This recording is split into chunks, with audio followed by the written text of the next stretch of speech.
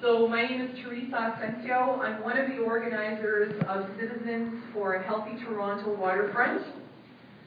I also want to say I'm a citizen of Toronto. I'm a supporter of No Jets. I'm a media artist, a design instructor, and an environmentalist, just to give you a bit of a sense of maybe why I'm doing this. I want to ask the audience, before we continue, if there's anybody who does not want to be videotaped, because we are live streaming from here tonight. And if anybody does not want that, please put up your hand. And so, actually, we're in good shape, because I don't know if you saw that, Jamie. It's at the back of the room. There's one person right now, so we're good. So, speaking of videotaping, I want to thank our videographers, Louis Kessler and Jamie Lucio, who are here to the right, and they're supporters of this cause against the Island Airport expansion and jets. And now I want to take some time to thank the team of the people who put this together tonight. We deeply care about the health of our waterfront, and these people are Wendy Fisher. If you can just raise your hand when we're saying this. Heather Flannery, Ron Jenkins, Henry Persig, his partner Vicky Persig, I'm not sure if she's here, Vladimir Herdich. I'm sorry if I'm messing your name up. Did I say that okay? How do you say it? Herich, thank you. Rick Persich, thank you. Toby Lake, I don't know if he's here yet, but he will. Brad Menezes and Elizabeth Littlejohn. Thank you to everybody, because we put this together in a week and a half. And I'm only going to do a brief introduction of the speakers, only their names for now, because Roy Mitchell, who's our MC, will expand on that. But I want to thank our speakers for taking the time to put together presentations on health and speak to the health impacts related to the waterfront. And those people are Sarah Miller, who's here right now to my left, Elizabeth Littlejohn, Hal Beck, and Dr. Peter Jovic. I hope I pronounced that correctly. You'll meet them very shortly. I also want to thank Adam Vaughn's office for sponsoring this room. It's been an incredible help, because we have not had to touch anything with respect to setting up tables and audio and video. And so I want to thank Metro Hall Facilities and the IT department, because seriously, they did just as much work as we did for this, so thank you. And before we get into the crux of everything, I want to personally say that I want to acknowledge that we are a native land, and so we will start from here on out.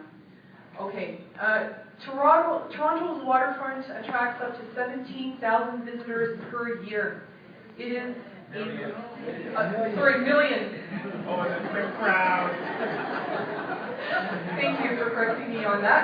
17 million visitors per year. It is a living, breathing organism. And if we can just go quiet right now and try to hear the sounds of the birds on the screen.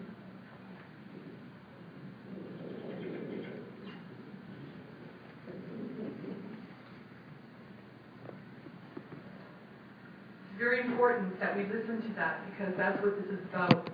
We have to listen to what this is all about. It's about our waterfront. What is the waterfront? So we're going to go into a discussion about that soon. But just briefly, I want to say the waterfront is a getaway for many people from all over Toronto to get away from the hustle and bustle. It is a place that many people, not all, but many people in Toronto go to as cottage country, because they do not have a cottage up north. This is their cottage country. It is a place for all Torontonians to picnic by the water, to swim in the blue flag beaches, to enjoy the green spaces of the Toronto Islands. And I am sure if many of you, I won't be surprised if almost everybody here has not already visited the Toronto Islands, to attest to the lineups of the people that are waiting to get onto the ferry docks. That is a sure sign of how they'll wait for hours or for, an hour or whatever it takes, and many people. So people want to go onto the Toronto Islands as well, in addition to just sitting on the land side and being on the waterfront, to watch streams of birds skim the lake each morning. It's wonderful. I'm sure that people on the island can tell you about that. It's an incredible sight. Hundreds of them, and they skim 1 foot over the water. It's a powerful sight. For me, and I'm sure for a lot of you, the waterfront is a place where we can listen to the sensations, our sensations as they mingle with the elements, and being able to listen to our breathing, our bodies, spend time with loved ones in a natural surrounding with other living creatures who share this gem of a waterfront. So let's get a little bit more into why we're here, Citizens for a Healthy Toronto Waterfront, who we are. First, I want to make the point that we organized this meeting because we got very concerned, a group of us, and we're sure that we are not alone in being worried that the health assessment has been rushed, along with many of the other assessments that the city is conducting, and that there still has been no public health consultation with respect to the Island Airport expansion and introduction of jets. To give context to this, it is very important to say that on April 10, Robert Duluth, CEO of Porter Airlines, pre-ordered Bombardier jets and asked the city's executive council to approve his order within 3 months. Never before has a massive infrastructure been forced for approval at City Hall at such a short time frame. The process has since been delayed, yes, it's true, but voting is scheduled for December within an unprecedented 6 months. This is absurd. As a result, there has been pressure placed on all parties involved in various assessment processes.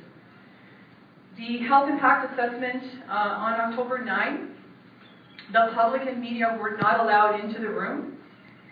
The meeting was not videotaped or audio recorded. The invite list of the key stakeholder organizations has not been made public, and there has been no public consultation on health. I've been to all the public consultations so far, and health, to me, I keep hearing over and over and over, is what the citizens are concerned about, and it has not been dealt with in a proper way. Second point, Citizens for a Healthy Toronto Waterfront are saying that this expansion of the airport and jets will do harm, tremendous harm. Citizens consider health a priority issue in relation to the proposed Island Airport expansion and introduction of jets. Citizens for a Healthy Toronto Waterfront, people who came here tonight and share this concern, are concerned or worried about human, environmental, and wildlife health in context of this expansion and introduction of jets. Expanding the airport and introducing jets will increase air, noise, and water pollution. This is not just about noise levels. It is about the health and the harm that's going to come to the waterfront. Expansion is unhealthy and will do harm to Toronto and its waterfront. The onus is on those who want to expand the Island Airport and introduce jets to scientifically prove otherwise. It is on them, the onus.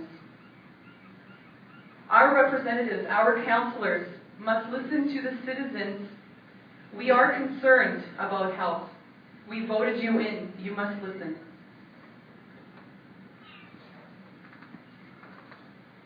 And our third point is that we're here tonight to co-create a health manifesto for Toronto's waterfront. We're going to have key speakers, and after the key speakers, there'll be a short Q&A, and at the end, we're actually going to co-create a health manifesto and give it to councillors. The team who has put this together will actually deliver it to each councillor. It will also go to the media, and perhaps other people. It will also go public onto our website being healthytorontowaterfront.org. Okay, so I think that's all that I'm going to say for now, except for maybe please ensure that you signed our sign-in sheet, because we would love to attach to the manifesto the names of the people who co-created this. If you do not want your name associated with this, please go back to the sign-up sheet and just note that, and we will respect that. But it is very important that our names be attached to this health manifesto to show all the people that put this together. I want to introduce our MC for tonight. This is Roy Mitchell, a very good friend of mine. I admire him so. He's inspired me. He's actually been part of a lot of what's happened here with this meeting. I believe you're the one that even, over discussions on the phone, said, why don't you do a health manifesto? And I went, oh my gosh, that's fantastic. So Roy Mitchell is the radio show host of Roy Nation. I'm going to hand him over the microphone. Hi, thank you, Teresa. And yes, I am your stewardess tonight. And I am your porter on the gravy train. And I am your MC. And my job will be to basically make sure that we're having a good time, that we keep on topic, and that the speakers and everything goes according to plan. So it's really important that we stay on topic and we create this manifesto that we are going to use to say what our demands are, what we want as far as our actions are, and guide these people, this city, in the future of what we want in the waterfront. And I was thinking too, like, they say that the oceans are like the lungs of the planet and the city. And so you don't only need lungs to breathe, you need lungs to shout really loud that you're pissed off. And so hopefully we'll take some of that energy to create this manifesto and build something today. And also, people are into Twitter. Please, the hashtag is hashtag HTOW, Healthy Toronto Waterfront. So please post that on Twitter if you have that opportunity right now. Tell people where you are. Tell people how sexy this crowd is and that they should be here and not watching television. All right. So I think that's about what else do I have to say. Manifesto, that I am a stewardess, that I'm a porter, and that I'm a facilitator, and that's what I'll be doing. So, yes? Okay, and while the speakers are talking, it's your opportunity to take notes, the important parts you think should be included, what you want to say, how you'll say it, and then we'll collect those and create the manifesto that will be presented to councillors that you'll all be able to see, and it will be an organic object that we can point to and say, this is what we demand. And if there are people in the room that have other ideas too, and other things they want to bring up, we will keep that to the end, where there will be a time for mostly like open conversation, right? And then we can bring it up. But Teresa outlined the points that are really important to focus on. It's about health tonight. It's about the waterfront and our health, correct? And creating this manifesto. So I'd like to introduce the first speaker. It's Sarah Miller, and she's worked for 35 years with the Office of the Canadian Environmental Law Association. And her projects range from Great Lakes protection, cancer prevention, and various public health protection issues. So please welcome Sarah Miller.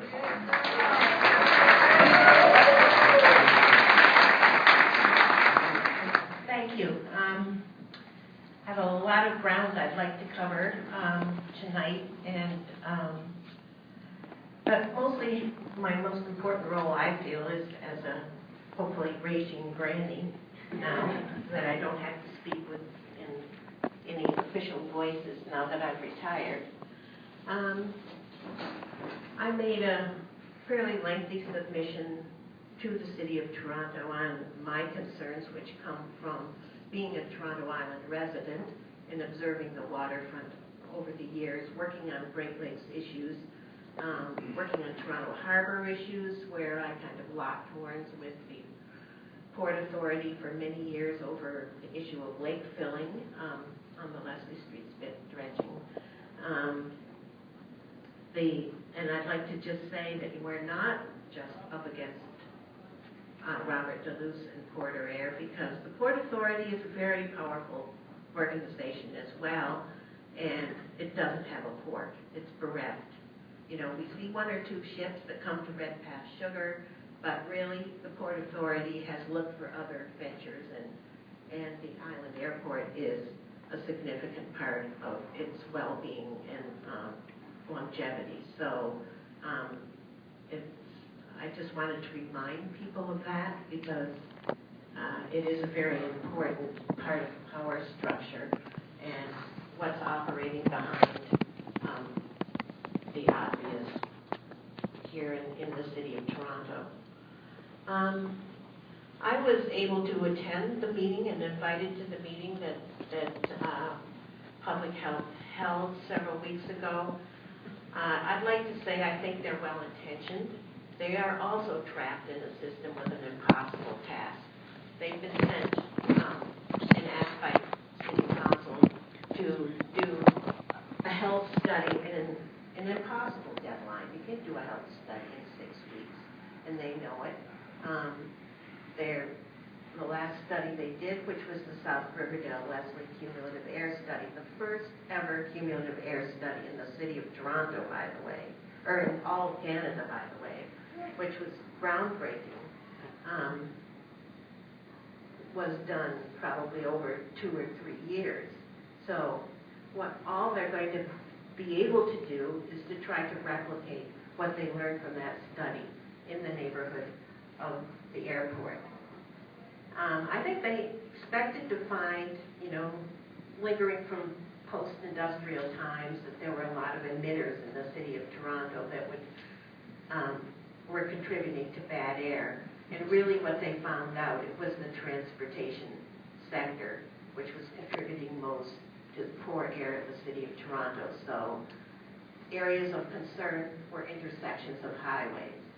So what I think we really need to make sure happens is that not only what happens in the air, the airport gets factored in, but also all the ground transport to support what's in the air gets figured in these studies. So what we're going to need to look at very carefully is all the doubling of the transfer of cars going to the airport. We're going to have to look at the transportation of all the new diesel fuel and other hazardous substances like the de-icing substances to the airport. They're going to be on the roads. Where are they coming from? How long is their trip? They're going to be going through our neighborhoods. We're going to be going through neighborhoods where currently there is complete and utter gridlock and will be until 2015 when Queens Quay is open again for the Pan Am Games. So, we not only have all of this traffic, which is in gridlock, we have a city council that hasn't figured out which choice they're going to make to relieve this gridlock, and we have idling going on top of all of that. So I think this is what needs to be factored in.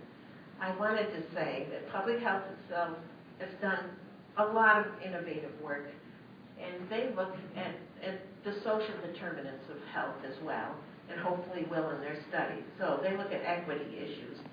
I'm going to just read some stats from a report that they've done. In Toronto, the common air contaminants contribute to approximately 1,700 premature deaths a year and 6,000 hospitalizations. And this is a 2004 study that they did. While the burden of illness from toxic air contaminants is unknown, reviews of local data suggest that air toxics are likely to be present in Toronto's air at levels that pose a risk to health. What people don't understand about these studies is that they are going in mostly modeling studies, that there isn't any real-time air monitoring that's widespread, that's at the right level, that's at pedestrian level or baby carriage level or anything. We don't have that information, and it's not routinely done anywhere. So what they're going to be left to do is do modeling. There's some good news, I think, overall, and to add to the health information we have. There's been an aircraft noise and cardiovascular disease study of Heathrow Airport in London, and that shows that there's connections between airport noise and heart disease. recently, the World Health Organization did name diesel fuel exhaust as a carcinogen. So elements of diesel exhaust will be considered in this report. I'm also really concerned about, I think, accidents, the accident scenarios. You know, we have had Lake McAnteek. We've seen how explosives can be. Many of you probably weren't around when there was the Mississauga train disaster, but that was an explosion of a railway car loaded with liquid chlorine. And there was a point during that explosion when they were going to have to evacuate all of downtown Toronto. Imagine that today. It's unimaginable, actually. So I really think that emergency response and safety has to be a part of this report as well. You know, I think we also have to look at all the other federal investments on the waterfront. You know, it's not like every time an issue like this comes along, we look at only two things, you know, airplanes versus, and the vote on this one issue. I just brought along the latest thing I could find that came through my mailbox several years ago from all levels of government, showing all their investments in the waterfront. It has the numbers of jobs they're creating all the way across with all the waterfront developments, has, you know, what the public funding has been, and so all, you know, areas of health, jobs, well-being, air quality, water quality, wildlife protection are all going to have to feature in this decision, and it should not just be the decision of one industry's economic well-being and the rest of the waterfront. I brought a lot of supporting documents that we can work into our manifesto in this regard, in the hopes that we can use a lot of public health-owned studies on health equity. I brought another health impact study that they did on another facility in Toronto, just so people would know what they're anticipating. I think we have to be completely strategic and realize that this is all going to rest with some counselors who are not yet committed, and those are the counselors that need to be targeted. There's a whole series of meetings that the recommendations coming out of this meeting should go to. There's a Toronto and East York Community Council on November 19th. On December 2nd, likely the health study is going to be released. On the 5th is the city executive. On the 9th is the Board of Health. And these are all opportunities to try to gain allies, but it's a big assignment. And I would hope people would use every single one of these opportunities to try to make converts, but also identify who the key targets are on City Council and actually go for those people. Thank you. Thank you, Sarah. Now, how many people took some notes? Mental notes? Nobody? Mental notes? Come on, put your hand up for mental notes. Yes. All right. So this is a talk about the manifesto. I'm just going to ask, so they took the notes, and then how will the manifesto actually be created now with these notes?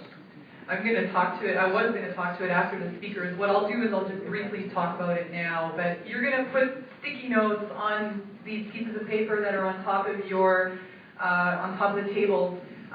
But use whatever pieces of paper you want to take notes from the speakers. There'll be some key information that'll kind of give you some ideas about what you want to write for the manifesto. I will guide you shortly after once the speakers are done talking.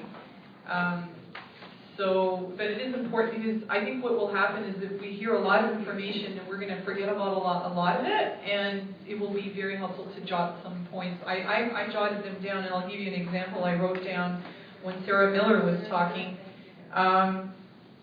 that one of the things that has to be looked into is emergency response and safety, or that aircraft noise can cause cardio problems, okay? So that kind of stuff. So we're going to introduce the next speaker. All right. So when you create the manifesto, it said we demand that emergency response time be considered in the health evaluation, right? So that's how the manifesto will be created and can be given to the city councilors. All right, so next up we have Elizabeth Littlejohn. She's a professor of communications, culture and information and technology at Sheridan. And Elizabeth teaches social innovation and sustainable design. She's also a member of the Citizens Climate Lobby. So welcome, Elizabeth. Hi. I was fortunate enough to be part of the health impact assessment. I was one of the invitees. And some of the greatest names in Toronto were in that room. Ken Greenberg, Paul Bedford, David Miller was not there, although he's opposed to this as well. And I think we need to take this, and I know because you're here tonight that you are taking this very seriously. These are different aircraft. They're not turboprops, they're jets. And they have massive 76-inch intakes. They're twice as heavy, they have twice as much fuel, and they are going to impact the waterfront in a way that we cannot predict. Now, the fact that this has been scurried through, that a $2.26 billion purchase order was made by one man and a private company, and the city council told the date that he wanted the purchase order confirmed, is something that we should be very, very concerned about. This is our city, this is our health, and this is where we live.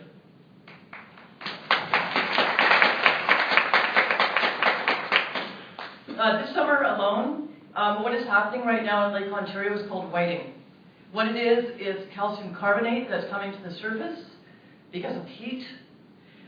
We've had also toxic algae in the Great Lakes, and we're losing our Great Lakes. 7% of our water is lost in Lake Ontario due to extraction, and we are actually, with the Asian carp infestation, about to have our fishing industry impaired. But the most important thing is that this is our drinking water, and we must protect it. We must protect our lakes. 13 million people depend on these lakes, and they are the greatest source of fresh water in the world. When I went to the health impact assessment, I wrote a lengthy magnum opus because water was not part of the assessment at all. And I said that the HIA should be broadened to include water in its scope. And in fact, I find it outrageous that the amount of flights have gone from 25,000 to 2.3 million, and that water analysis has not been factored in already as part of the de-icing fluids that are coming off the runways and the part of the jet emissions. What goes up, goes down, and it's climate change. We've seen this already with the floods in Toronto, and we should be very, very concerned that we're actually creating a watershed that already has some of the greatest exceedances in Ontario with our lungs in the west end of Toronto that's going to be in excess of all transportation corridors. The previous speaker said that the greatest problem right now is transportation emissions, and it is true. And transportation emissions are affecting everyone in a highly densely populated area, so we should be more concerned. Those are the areas that we want to protect most because this is where we live. We've chosen to live, and we've chosen quality of life. Not only that, as part of the water revitalization and everything that the waterfront and the Portlands has put into the quality of our life in the waterfront, we cannot lose all that intelligent and brilliant urban planning by sustainable designers and architects. If we do not consider that this airport is going to impact the work of many, many people over many years to build a brilliant city, and remark to the city council again and again that Chicago has closed down its airfield because they believed in its waterfront and citizens first. These are the things I noticed in the health impact assessment for water. There was not enough time to provide a comprehensive report to City Hall, the due diligence given a limited time frame. That the HI consider that jet expansion will have long-term impact on the future health of Toronto by polluting its water source, and to apply the precautionary principles of environmental protection. We are thinking of 7 generations. We are thinking of a city that people can live in and walk the boardwalks, go to the islands and the parks, and enjoy every inch of the green space that so many people have built. And therefore, the ratification of the tripartite agreement, it could not be possible because there's insufficient time and environmental data for the Toronto Board of Health. Never before in the history of Canada has such a major project been put through without a full environmental assessment. This has been enabled by the omnibus bills, and this is something that we should be very concerned about because this has a direct impact upon the City of Toronto. So what did I say? I said I listed the water-related issues because I really wanted water to be included in the health impact assessment. Data modeling is an insufficient science. Data modeling is very, very problematic because it does not consider the synergistic combination of all pollutants. In the west end of Toronto alone, we will have the diesel air rail link, we will have the expansion of the airport, and we will have more and more truck and car traffic as the population grows. That's an inevitability. If we can stop the increased air traffic with the CS100s, which will take twice the fuel, we should really consider taking out that away from the potential burden of pollution. So data modeling of the jet fuel of the CS100 has to be done. The environmental impact of CS100s and their flight path emissions in relation to Lake Ontario, what goes up, what goes down, must be done. And the impact on the water currents from the expansion of the runway. What does that mean in terms of the flow to those blue flag beaches that so many people have passionately worked for? We want to consider the contamination of groundwater. It's actually very fragile on the surface of the runways themselves, whether they're strong enough to actually carry the CS100s, which are twice the length, should be investigated. The groundwater underneath is being contaminated by de-icing fluid and also as it comes off the runways. This is geographically of great importance because we are on a harbor and this is water. We should be considering Lake Ontario and water because of the geographical location. The research and chemical analysis of the de-icing fluid, the EPA in the United States has found it highly toxic. And the increased pollution above Lake Ontario, be concerned about climate change. We're adding to the burdens of pollutant in Toronto. That smog you see in those beautiful sunsets, the sunsets are beautiful, but the smog is not. The data modeling of other emissions for pollution, taxi idling, traffic by the nearby school, and children are seeing asthma in preschool kids for the first time. Analysis of water and air pollution from everything with the industry airport, the airline industry and airport, and that includes incineration. If they're long-haul flights, they'll have to have incineration. And data on fuel dumping from flying aircraft. That's a real concern because aircraft want to come down with their fuel tanks empty, and there are times that we've actually seen flight patterns where we believe that dumping has occurred, and also the emissions of the expanding airport. Again, it's synergistic. We have the air rail link, the increased traffic, and we have the possibility of the expanded airport with jets. It's all concentrated in one area, which is densely populated. This is the image of a fuel dumping from a flight path on October 2nd, 2013. This becomes a consideration in times of heavy weather, and we do not want to have fuel dumping in Lake Ontario. So, ultimately, don't we want to protect our drinking water for 30 million people as our first priority? Thank you very much. Thank you, Elizabeth. And how's it going? Everybody had enough sugar to keep them going for another hour? Yeah. All right. And I just want to say, I know whenever there's a rally or a meeting or a dinner party, I'm always so happy when those people show up. So, I mean, you're all sitting around tables, which is really beautiful. I'd like you to take a minute and just say to the people at that table, introduce yourself and say, glad you're here. Don't be Toronto shy. Turn around, face the people, shake hands, say, glad you're here, glad you made it. Are you single? Things like that.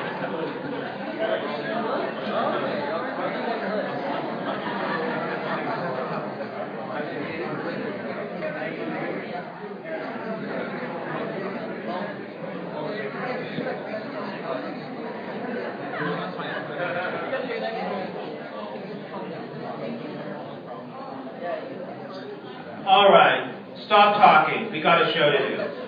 All right, so Now, the energy's all out of the room, we're all over the place, we're wondering who that person was. So one thing I learned a lot that was really good when I went to Occupy is they do this thing, and I think it's going to blow your mind, is we are going to take a deep breath together. And that's going to really center us. Anybody here do yoga? It's really going to center us, and it'll bring us back into the room, and then it will give the next two speakers... what? What? Oh, stop complaining, Jesus. We're fighting for better air outside, never mind the air in here. Bunch of whiners. All right, that said, are we ready? I'll give you the count of three. Everybody just shut up, do a deep breath, and then we'll come back and we'll give the floor to Hal. Are you ready? 1, 2, 3. And breathe. Feels good, right? Okay, so let's give the floor to Hal Beck, who is a PA. What is that, a PA? PN? Professional engineer. Professional engineer, as opposed to an amateur engineer. And he's a citizen member of Community Liaison Committee and Toronto Port Authority and City of Toronto Traffic Study. He's a member of the York Key Neighborhood Association, the Bathurst Key Neighborhood Association, a rep to the Toronto Port Authority Tunnel Construction Committee, Waterfront Stakeholder, rep on Steering Committee of UN Key Transportation Study. The dude is busy, so thank you so much for coming tonight. So Hal, take it.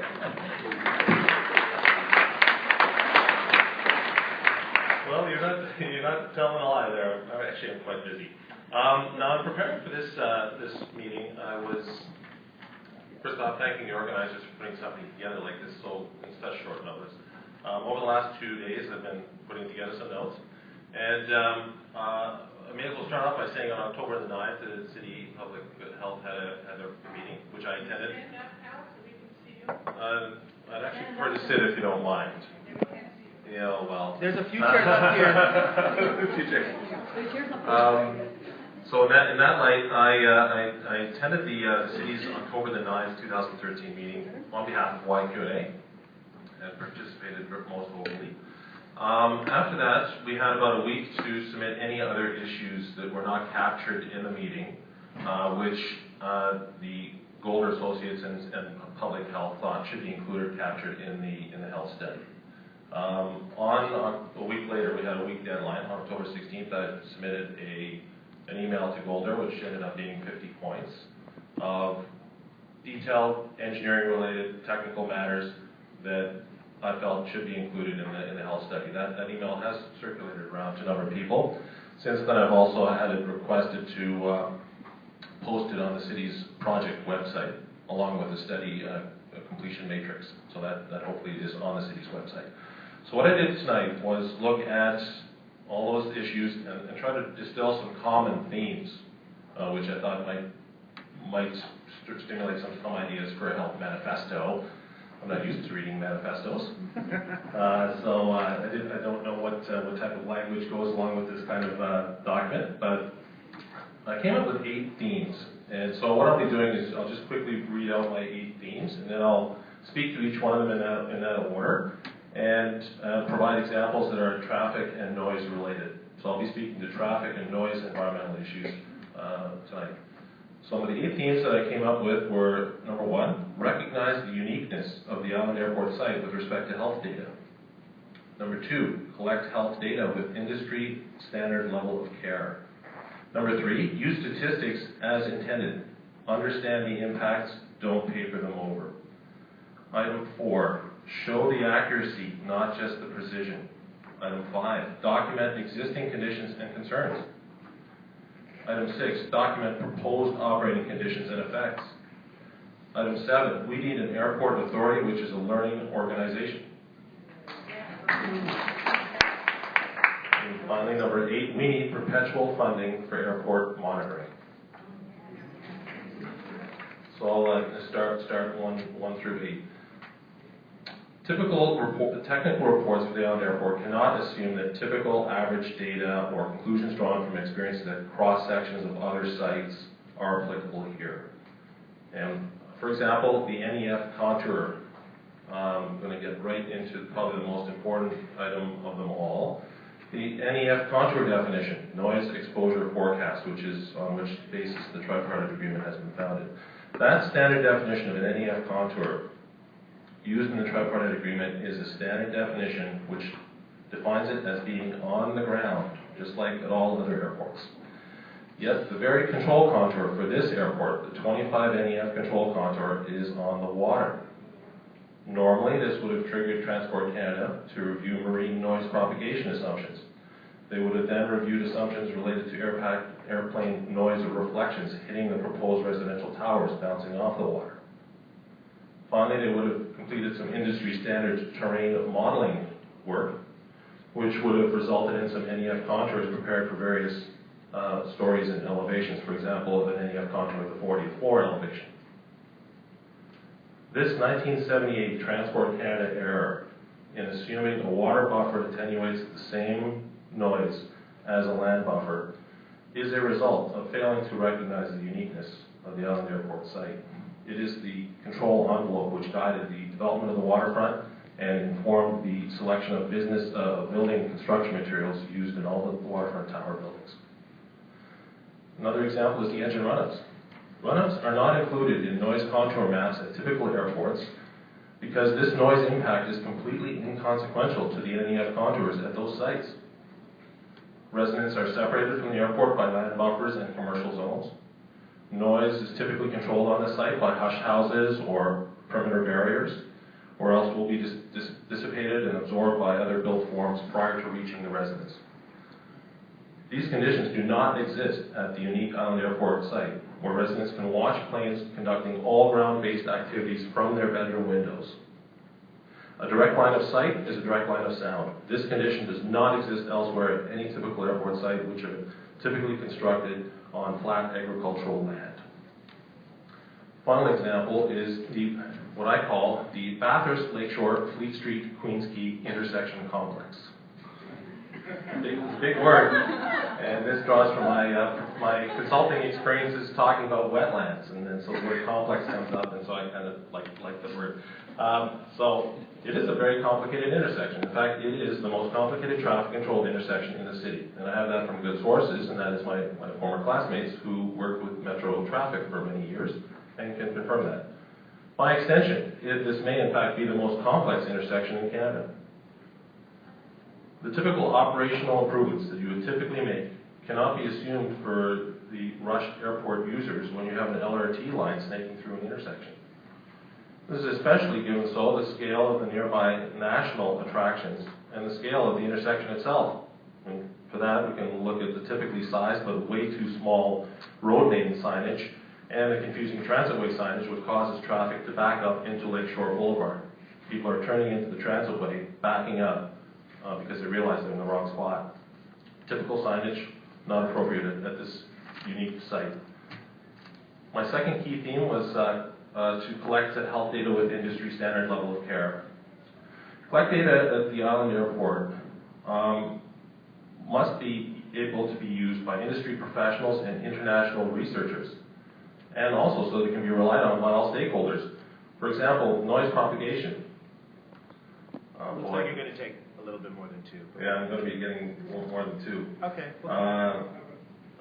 So noise propagation. Few research sites like this exist anywhere in the world. How noise propagates, reflects, and disperses through a marine environment is still subject of international study. At the very least, fundamental engineering practices and protocols should be followed. And, well, I'll shorten it up here just with my examples and just note that there's 1 week of noise data collected in May 2009, randomly selected, on high-pressure days, during strong winds, not in a manner which would be normally recommended by an engineering consultant. Golder obtained 1 week of noise data in October 2013. It emerged in the October 9th meeting, and they found that the noise monitors, which were at ground elevations, had been tampered with upon their retrieval. Golder would never recommend this. Finally, traffic data. Why should city staff doing transportation modeling be forced to rely on a traveler survey done by Dylan in October 2012 of 1,018 discount flyers on a Thanksgiving holiday following a 2-month 50% off promotion. Mostly Ryerson University students who are flying home and vacationing on their reading week. Is a 1,000-person sample of university students statistically relevant for the operation of a 2.5 million passenger airport in 2012? Why was Yonge and Dundas Square determined to be a major trip end for Island Airport users? No? So, anyway, I'm going to skip over some of my other juicy comments. So was this survey purposely set up to show higher future potential for less convenient but cheaper modal split alternatives? Was the survey purposely targeted to reduce the number of travelers to and from York Street business community? You don't install leather seats in your Q400s to make sure the students are feeling comfortable on their reduced flight tickets.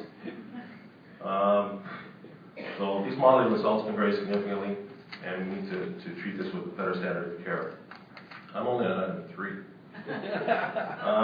We have to use statistics as intended. We have to understand the impacts, don't paper them over.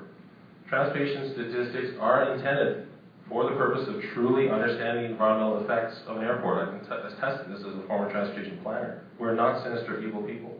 We do not look at trying to set up the community for future strife and land use conflict. And to that end, the NEF contour process is at its heart intended to avoid land use conflict.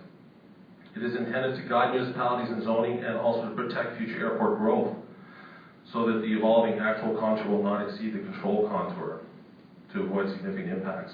It is not intended to bury the impacts in 24-hour average noise statistics when the runway is not used for a third of the day, and then use this as justification for not reviewing noise impacts. The 24-hour statistics in general are based on an assumption that the longer the duration of the noise is, the more annoying it is. It is understood that impulse and noise change effects are reviewed separately. The significant impulse noise impacts, overnight construction sleep impacts, shocking jet flyovers through airport space were not intended to be captured by this message. This does not mean that noise impacts cannot and should not be measured or mitigated. Finally, I'll just quickly note, dBA is a typical weighted noise measuring unit in industry noise standards, which suppresses base frequency decibels in the belief that this reflects typical human hearing. Its purpose is to estimate a reasonable level of annoyance for general conditions. Its purpose is not to cover up window rattling effects and sleep deprivation impacts caused by routine airport activities emitting various base frequencies.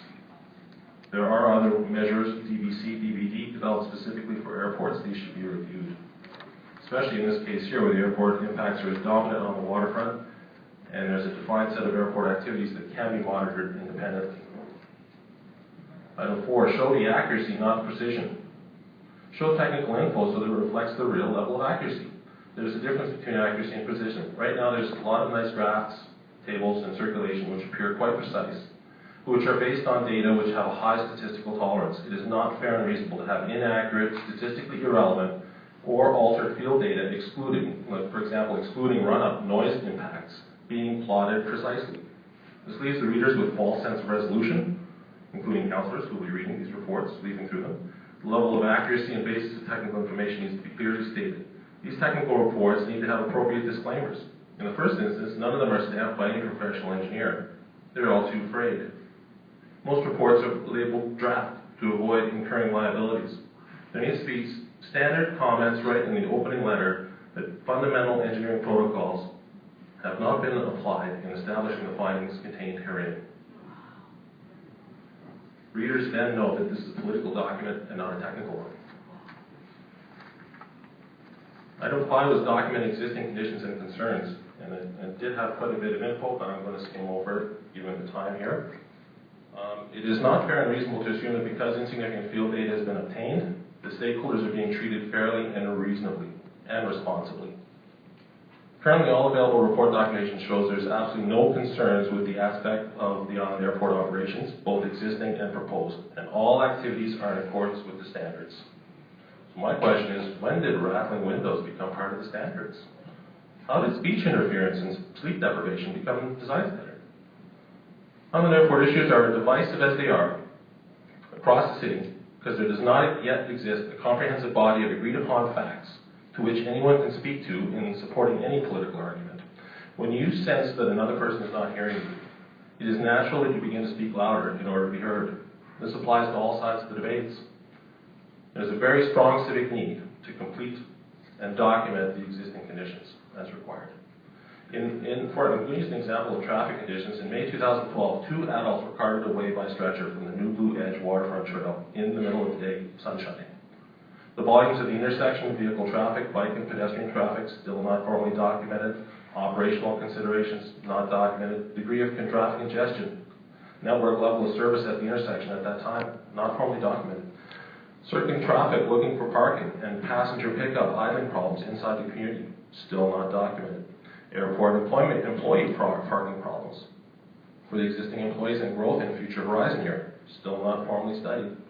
A correlation between the actual number of boarding passes, slot schedule showing the slots actually used, and the actual existing in-field traffic volumes still has not been made. Existing summer gridlock operating conditions, including August smog dome effects, still not documented. Existing noise conditions, noise and vibration at the point of reception around the island airport have still not been studied, excluding the Jacobs 2010 report, which contains several inconsistencies. The extent to which field noise measurements of ongoing airport operations since 2006 exceed MOE noise criteria are still not documented.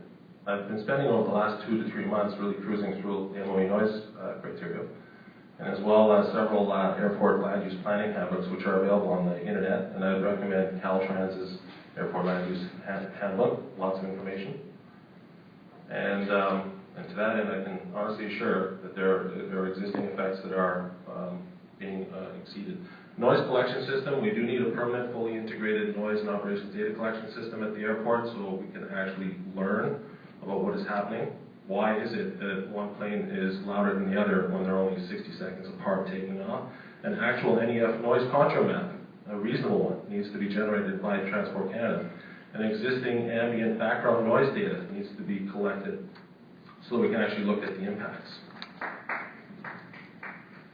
Numbers, item 6, and I know I'm getting a lot of hairy eyeballs up here, so I better get out of here. The only thing I think, if anyone's like me, my brain is probably 2 gigabytes, and you're giving us probably 4 gigabytes, right? So we have a Q&A coming up, and I think that there can be answers there. And also, this information can be made available to us too. Yeah. Absolutely. Okay. So I think that there's a need to reflect on what you've said, and also see what else you have to say, because I remember only 95% of what you said. You're pretty good.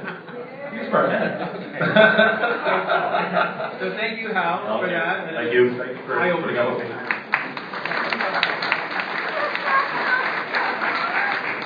All right. So our final speaker, everybody okay?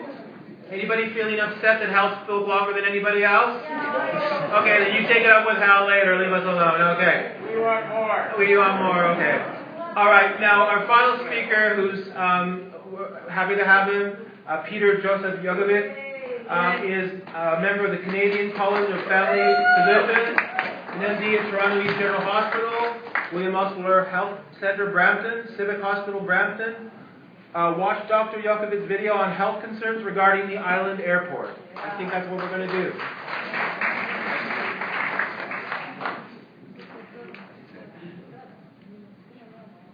Okay. Hi everyone. Thank you for inviting me and having me to do this here. This is, sure I can hold it a bit closer. Can everyone hear me? Is that okay? Great. Okay. It's a great honor for me to actually come and do this. I like many of you, are a part of this community. Actually, my wife and I moved to Mississauga, but nonetheless, we still feel connected to the waterfront, and so all of you are still in our thoughts and prayers, and trying to move this forward to a better place in the future, we hope. So without further ado, I'm going to go through my presentation here. This is a presentation actually that I've done for others and talking about the Air Quality Health Index. For those of you who might know that, if you go to the Weather Channel, for example, or go online, you can actually get more information. I have information with me about that. It's actually it's a way of which we can sort of look at the air pollution, and it's a bit of a litmus test, if you will, and it tells tells you basically what the air pollution standards are today and how you can modify your behavior. So I have more information about that, and it's a way for us to sort of mitigate some of the health effects of air pollution on all of us. So if you have health concerns, for example, it tells you how to modify behavior. So I can go through that on a more personal level if people want. So we'll go through the presentation then, all about air pollution here. So whether you're a bacteria or a bunny rabbit, whether you're a tree or whether you're a marsh grass, whether you're a leaf or a butterfly or a flower or a pair of lungs, a jellyfish, a snail, whatever you are, we all share a common connection. For all of us, and you may not know this, but we're all obligate aerobes. Sounds kind of complicated, but we all must breathe, right? You cannot drink the water, you cannot eat the food, you don't necessarily have to live on that particular land, you don't have to visit a particular place, but we must all breathe, right? And these are some of the basic sort of statistics that are out there in terms of how much we exchange with our environment. So we're exchanging per day roughly 15,000 to 20,000 liters of air per day. That's what each of us exchanges with the atmosphere. That's about 19,000 inhalations daily, or about 650 million inhalations over an average lifespan. That's a lot of exchanging. Now, we've always had air pollution, believe it or not. Whether it's volcanoes, or whether it's burning something in a cave, or whether it's forest fires, we've always been exposed to those elements that we would consider air pollution today, but at much greater levels and a lot greater chemical soup now. So we've evolved with air pollution. Nonetheless, it's much, much worse today, I believe. So if we look at civilization, actually the Romans, believe it or not, knew about air pollution. So they knew, by refining things like metals that were toxic vapors, and actually identified symptoms that they were actually dead on. Nervous disorders like insomnia, convulsions, paralysis, that type of thing, from burning things like lead. Makes you kind of wonder why we put lead in fuel. So if the Romans knew about it, why didn't we pay attention to it? So it's been known from antiquity through civilization that air pollution is a bad thing. Now, I love the sentiment here of King Edward I, and I wish some of our political leaders would have the same passion, although I don't necessarily agree with the same means to facilitate this. Who shall ever be found guilty of burning coal shall suffer the loss of his head. Again, a great sentiment, perhaps not the best means, but if we had a little bit more passion, even a fraction of passion, we would be far better off. So what is air pollution? Well, to be honest, it's this toxic witch's brew of crazy chemicals here. So it's carbon monoxide, it's nitrogen oxide, it's sulfur dioxide, it's volatile organic compounds, it's ozone, it's carbon soot particles, perhaps one of the biggest and worst contributors to inflammation and disease in our bodies, and heavy metals as well. So it's a variety of things. It's not just one particular thing. And it's the fact that some of these chemicals not only are existing unto themselves, but they actually form other chemical reactions in the atmosphere, getting worse and worse with climate change and more heat. Where do sources of pollution come from? Well, exactly dead on from what the other speakers were saying. Predominantly from our traffic. Predominantly from our traffic. So the small particulate matter we're talking about, the nitrogen oxides, the carbon monoxides, huge, huge traffic concerns. Industry, with the sort of industrial turndown, with the recession, that's probably improved. The fact that we've actually stopped burning coal, which is a huge, huge, huge win for Ontario. We're actually one of the greatest regions in terms of the downturn and the lessening of our coal usage and generating power, and that's actually a big, huge win for us all. And so that's probably why the actual sulfur dioxide emissions have improved somewhat. The fact that aerochemical reactions are always occurring, so the combination of chemicals and the fact that we're having more and more of these hot heat air days. If you remember back in chemistry class, you put chemical A with chemical B, and you put that into a container and had a Bunsen burner underneath. It's the same sort of idea, more heat generating more reactions. So why does it matter to your health? Well, I'm going to give you an example here. This is actually an example that happened in London, England. So this is something that happened back in 1952, where there's a temperature inversion where you had cold air over top of warm air, and all the carbon that was generated from burning coal. It was fairly cheap coal, because a lot of the good coal was exported apparently, and trying to make up for some of the losses and war is expensive. This is coming off of post-World War II. A lot of the cheap coal that was burned was trapped. All the air that London had there. So the air that you see there in that picture is not actually condensation. That's actually carbon soot. It's like you living in a fireplace. So if you read the quote there, the lists of the dying were blue. Heavy smoking and chronic exposure to pollution had already weakened the lungs of those who fell ill during the smog. Particles and acids in the killer brew finished the job by triggering massive inflammations. So in a sense, they basically suffered to death. Yeah, they were smothered in their own secretion here. I put this up here just to give you an idea of the magnitude. So in the London Blitz, 30,000 Londoners died. A report that studied the effect of this particular instance says 12,000 people died. So you're looking at orders of magnitude of war. So air pollution pretty substantial. So on the present, so we've learned our lesson, right? That was 61 years ago. We've reformed. Not so much. So this is the city of Harbin. If you look at the date that's circled at the bottom there, that was last week. So you get the same idea. That's a city that's roughly the same size as Toronto, about 10 million people. Pretty substantial effects. So their visibility about 50 meters, probably from this end of the room to the opposite end of the room, where they're having difficulty seeing the opposite end of the room. Pretty substantial.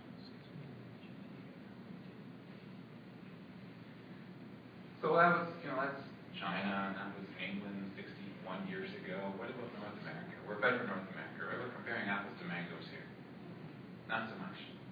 So 1930, Muse Valley was another event, very much like the London event. The Harvard Six study actually was a study of 6 different cities that showed that air pollution actually was correlated with increased cardiovascular deaths. And then the Women's Health Initiative actually showed that of the pollution that's there, it's actually fine particulate matter that causes cardiovascular death. So let's bring it forward and I guess give you a more local example. And some of these stats have already sort of been bandied about. The Toronto Public Health Authority in 2007 showed approximately 400 premature deaths occurred. 400 people. That's pretty substantial. 1,700 hospitalizations from air pollution from vehicle traffic alone. So I just did a basic sort of simple math calculation here. 1,700 people all being admitted to hospital roughly now would cost about $1,000 per person per day. Say an average length of stay of 3 days, that's $5.1 million wasted on 1,700 people who were sick from air pollution. It's pretty substantial. It's a lot of money. Sue the best. Wasted. So air pollution equals inflammation equals disease. That's what it kind of boils down to. So this is probably one of the biggest culprits, and you wouldn't think that, it's all what you see there kind of looks like charcoal, like it's little bits of coal, and you think, well, coal or charcoal you can actually use to scrub the air, and they use it in diving apparatus, they use it in filters and that type of thing. That's probably the property that counts against it, and that it's more than just carbon itself, but it's a lot of the chemicals that adhere to it. You can see that is a hair that's projected there at the bottom of that cartoon. You can see the size of the particles, and the fact that it's those little bits of particles that are provoking inflammation.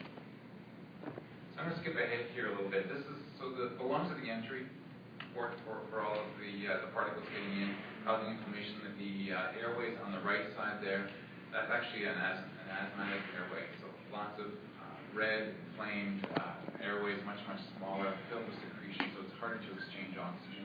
And so again, inflammation equals disease. And so a lot of people are on inhalers now. You might notice that more with kids especially. This is really super interesting. We're thinking that sometimes some of the air and some of the environmental factors can actually affect your genetic expression, which is pretty substantial when you think about it. This is the air that we breathe today that might actually lead to poor outcomes in the next generation, which I find is fascinating and it's frightening, and it's something that we need to also be wary of. So the airport pollution today might be something that we have to not deal with ourselves, just ourselves, but the fact that maybe our kids or their kids even.